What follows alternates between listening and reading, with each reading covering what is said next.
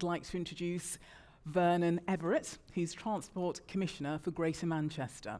Now, Vernon will outline how Manchester's transport offer is being transformed and how Metro mayors such as Andy Burnham in Manchester and Andy Street right here in Birmingham, or in the West Midlands I should say, are pivotal to delivering change and what combined authorities could do if further powers were devolved. Please welcome Vernon Everitt.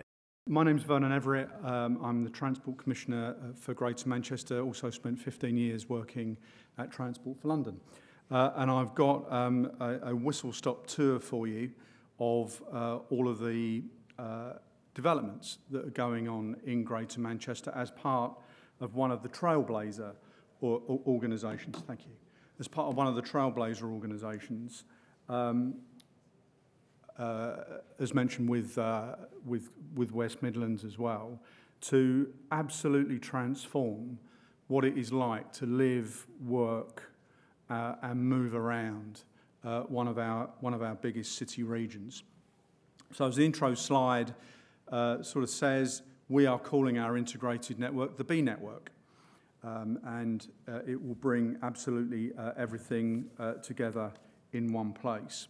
So a fully integrated transport network for the nearly 3 million people who live in the Greater Manchester region. There are 10 districts of Greater Manchester. It's one of the fastest growing regions of the country. Certain of the districts were the fastest, actually, according to the last census in terms of their growth.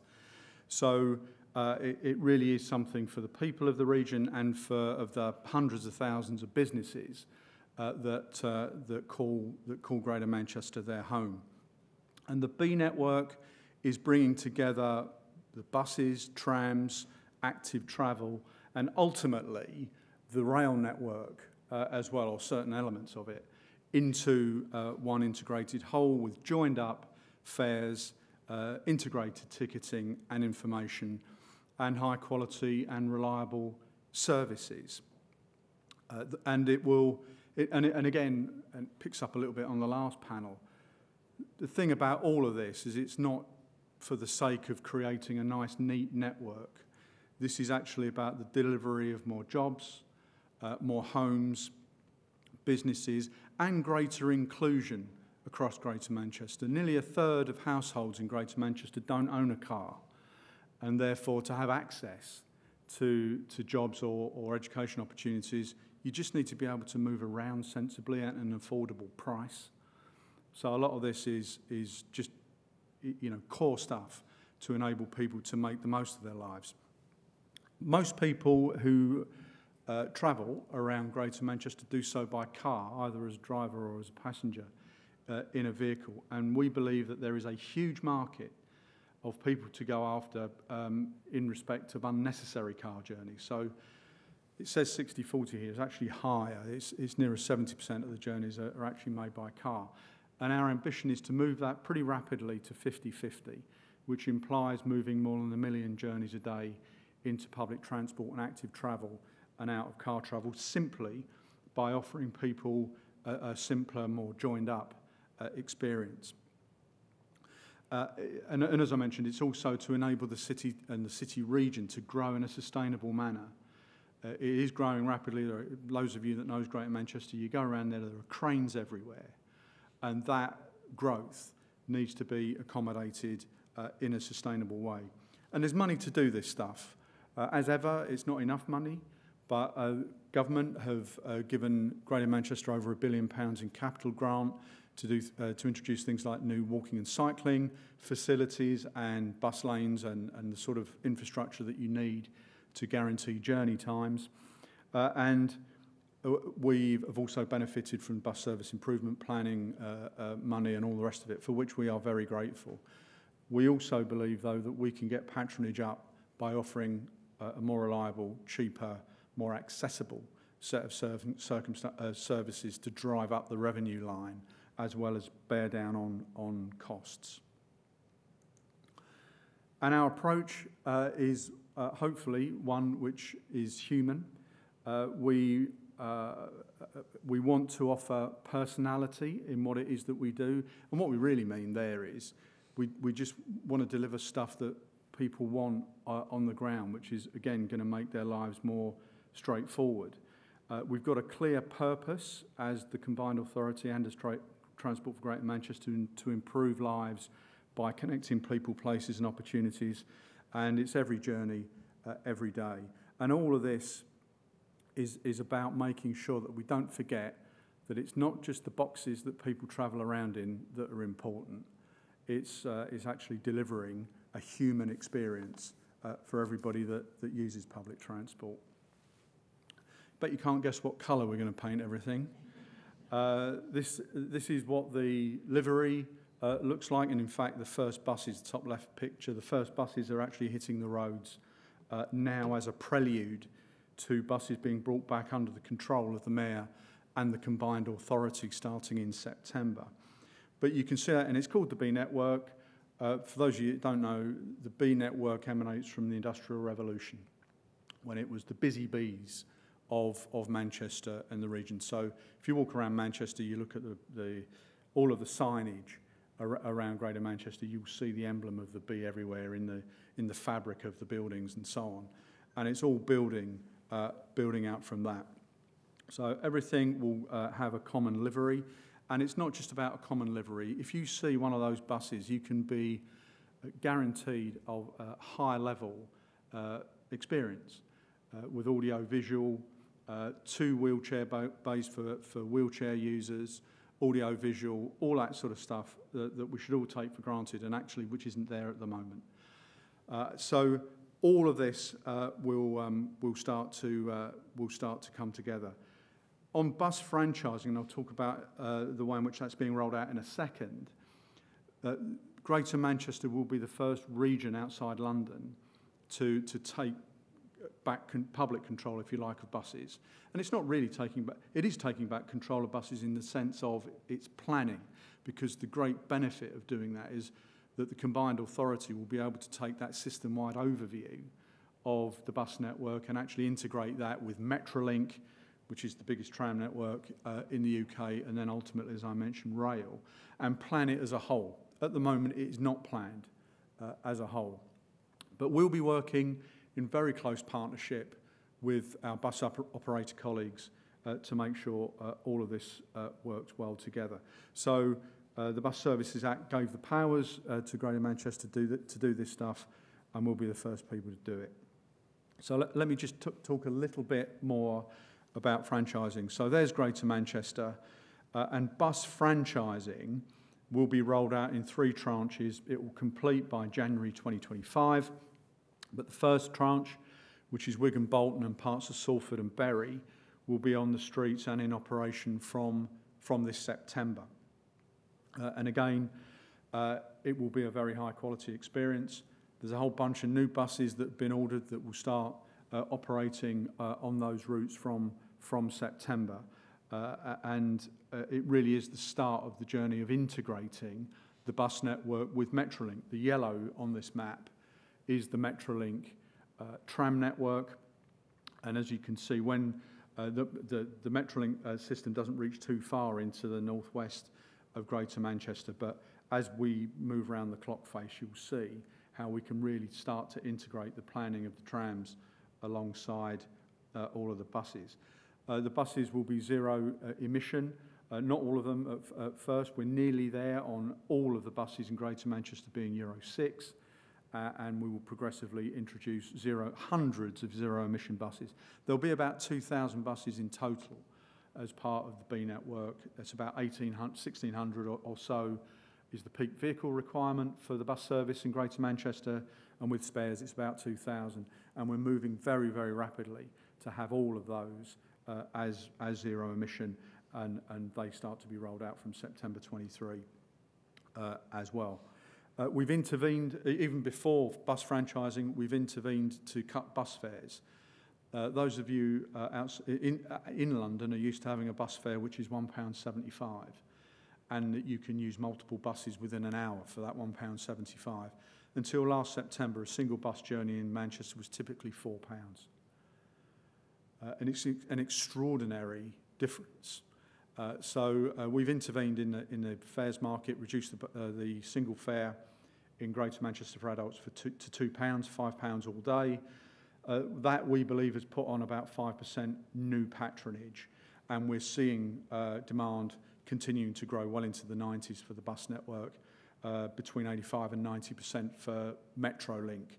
And during the week, Tuesdays to Thursdays, Metrolink is well above pre-COVID levels in the peak.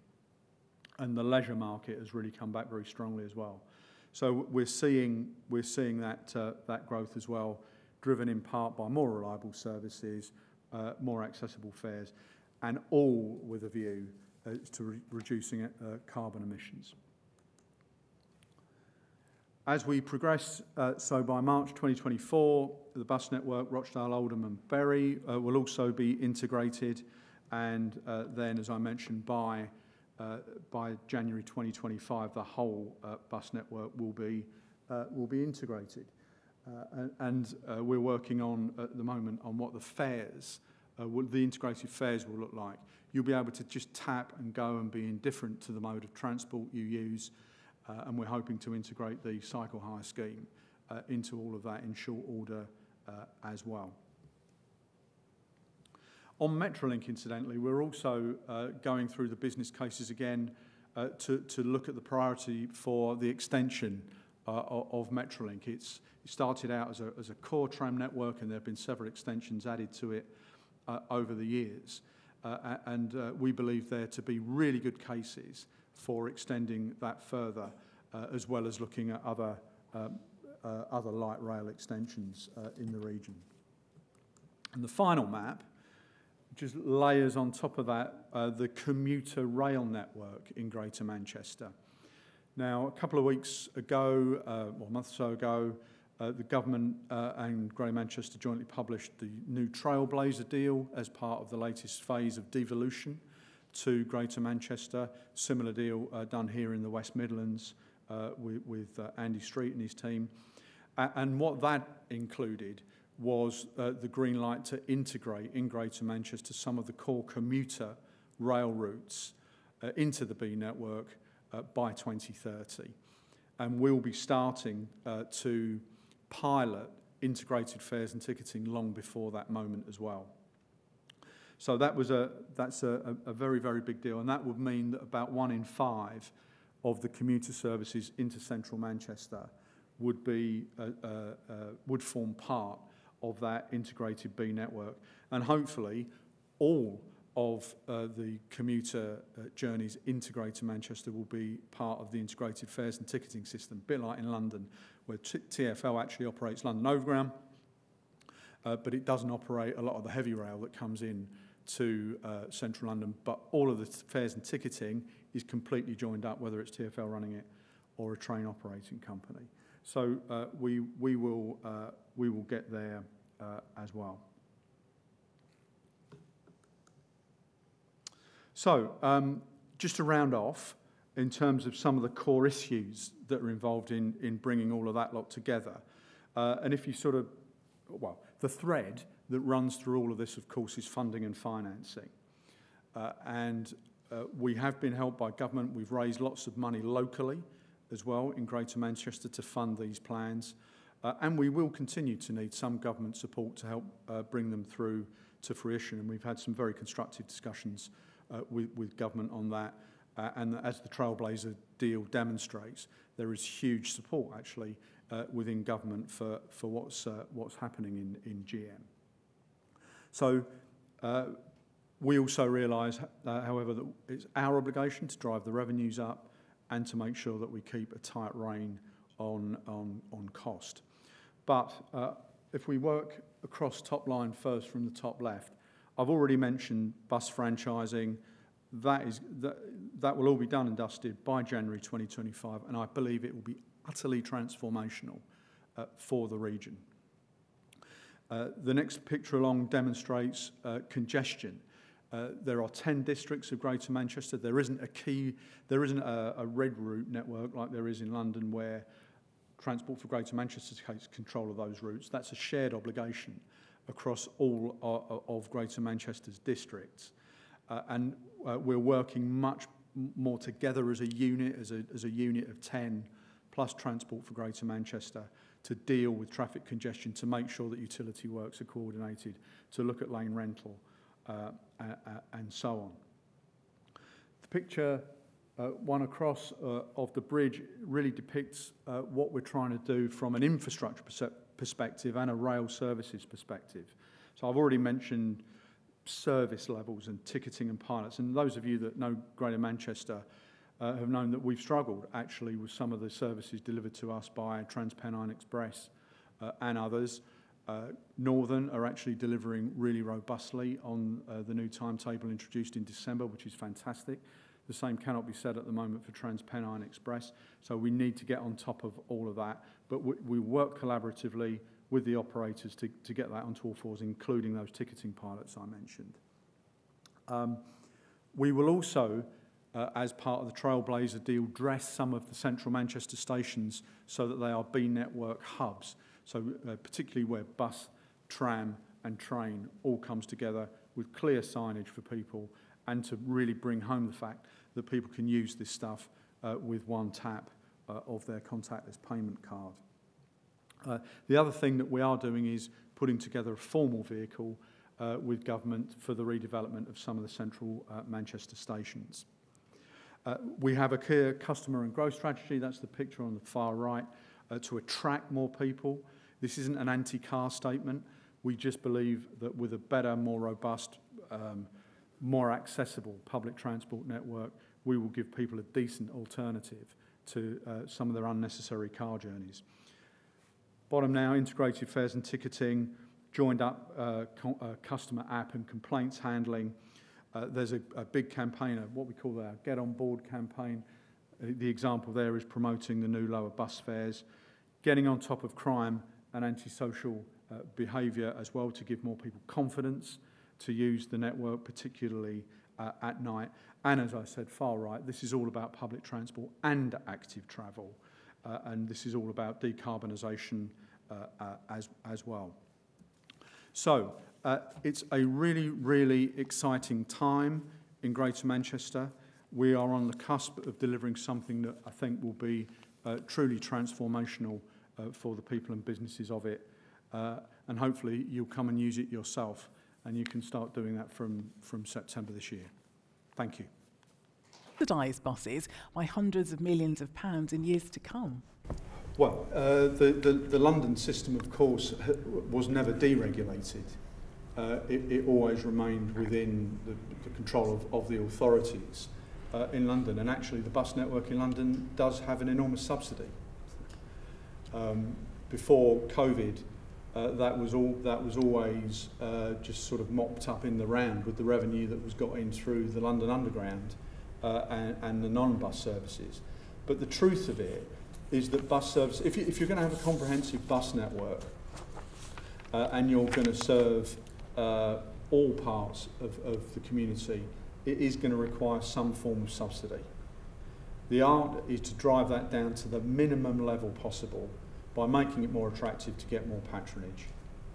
Now remember, in the early days of London, when the mayoralty was created in London in 2000, the first thing Ken did was cut the bus fares and increased frequencies.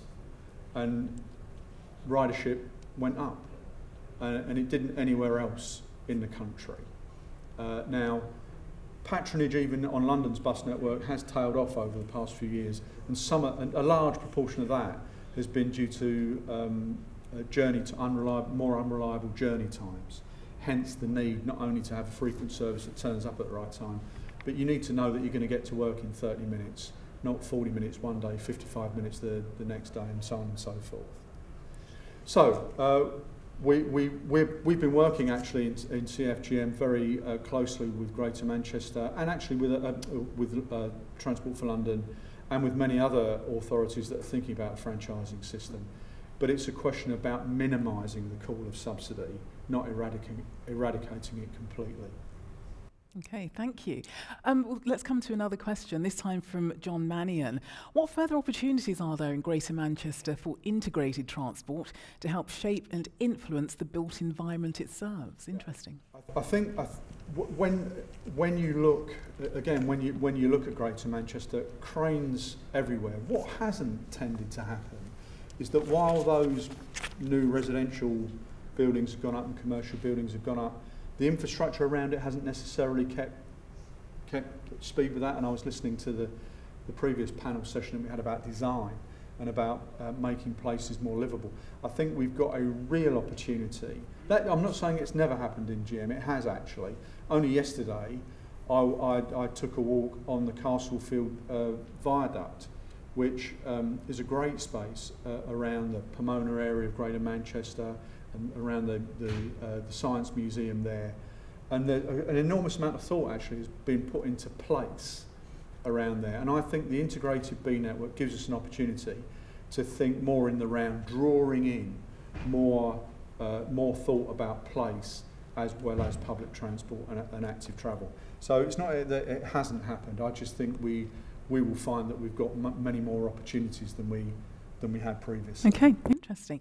Terry would like to know, in terms of ticketing, is GMCA planning on an Oyster-style card or something that's bespoke, or is it moving towards direct to bank card or Google Pay style types of payments? Straight to bank card. There is a payment card in Greater Manchester called iGo, and that will remain available to people, rather like the Oyster card remains available to people who don't want to use their contactless payment card. But one of the great advantages that we have in GM is that we don't have a load of legacy tech to have to deal with, so we can go and maybe even skip the odd generation of technology.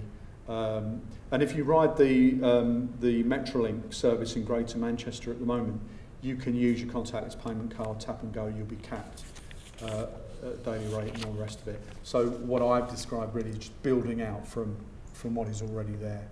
Okay, final question actually, and the theme of this session was delivering change. So I'm just wondering it out a little bit more to ask you about productivity.